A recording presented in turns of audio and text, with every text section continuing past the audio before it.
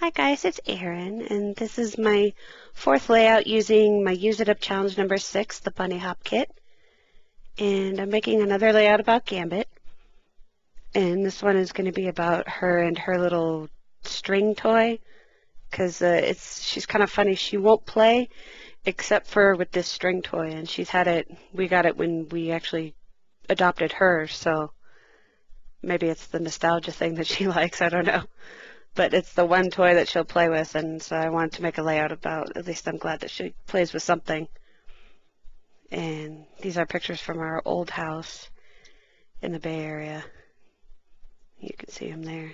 She's playing in our living room with that toy and some plastic bags.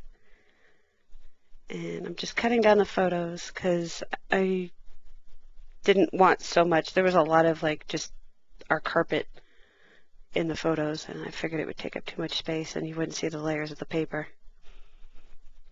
So I'm trying to work in some washi tape here, because that's, along with using my paper and using my punches a lot, I'm trying to use up all this washi that I have, and I recently put it in a new washi container, one of those embroidery floss containers. I just shoved it full of washi, and it's actually working because I'm able to grab it pretty good. So right there, I'm noticing that this paper that I cut out is actually, even though it's the 12 by 12 thing, it's not as long as the layout. So I'm going to have to cut the layout. See on the right side there? That pink doesn't go all the way across. So I was like, what the heck? I'm trying to decide if I want these photos to touch each other or where I want them to go exactly. I wasn't really sure, and I think I decided right here, but then that means I need to rip up the focal photo that I have. So that's one of the reasons I like using the ATG tape.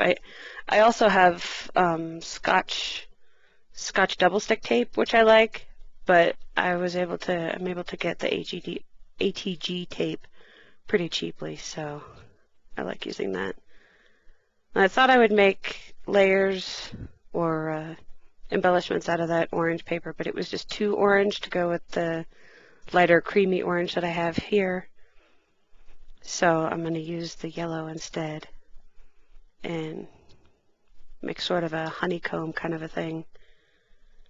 I really like this hexagon punch. I kind of just want to make layouts and layouts with just hexagons, but I mean, it's not totally crazy, but with only just a few colors it might actually be. So I'm using up a good amount of this paper with the hexagons. And then I'm going to tuck them under the photos so you just see a little bit. Get it right under there. And I'm trying to arrange how I want these ones to go, but they don't want to fit under that photo over there, so I decided to go down here because these clusters work a lot easier. And I'll fiddle with this one a bit more and decide, well, maybe if it goes off the page, it'll add more interest. So I glue those down,